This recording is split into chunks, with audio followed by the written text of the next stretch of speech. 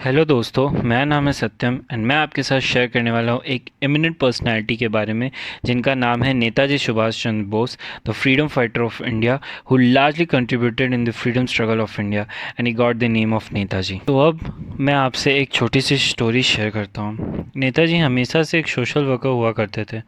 उन्होंने अपनी ग्रेजुएशन कोलकाता में प्रेसिडेंसी कॉलेज से किया था। As a student he was a social worker as well. Looking at this, college council ने उन्हें स्टूडेंट काउंसिल का हेड बना दिया।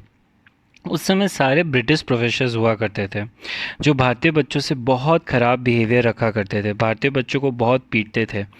जब ये बात सुभाष जी को पता चला तब उन्होंने कॉलेज काउंसिल से कहा कि वो प्रोफेसर को बोले सॉरी बोलने के लिए। बहुत बहस के बाद प्रोफेसर ने सॉरी बोला, but he again repeated the same thing and इस बार कॉलेज स्टूडेंट के बच्चों ने उन्हें मिलकर मारा। इस चीज़ के लिए नेताजी को डिसमिस कर दिया गया, बट वो गलत के सामने अपना सर कभी नहीं झुकाए और वो लंदन चले गए। लंदन जाके उन्होंने आईसीएस इंडियन सिविल सर्विस की पढ़ाई की।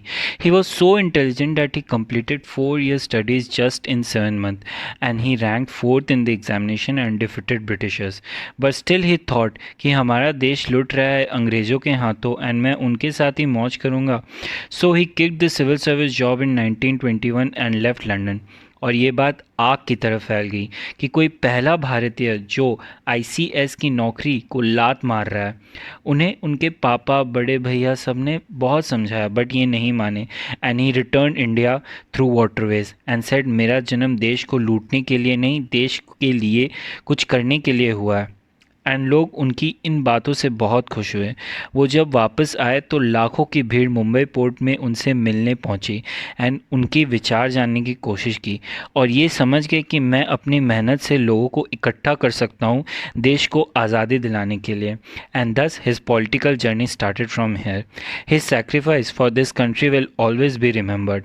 हिज फेमस स्लोगन तुम मुझे खून दो मैं तुम्हें आज़ादी दूंगा will always be remembered by every citizens of India. Thank you.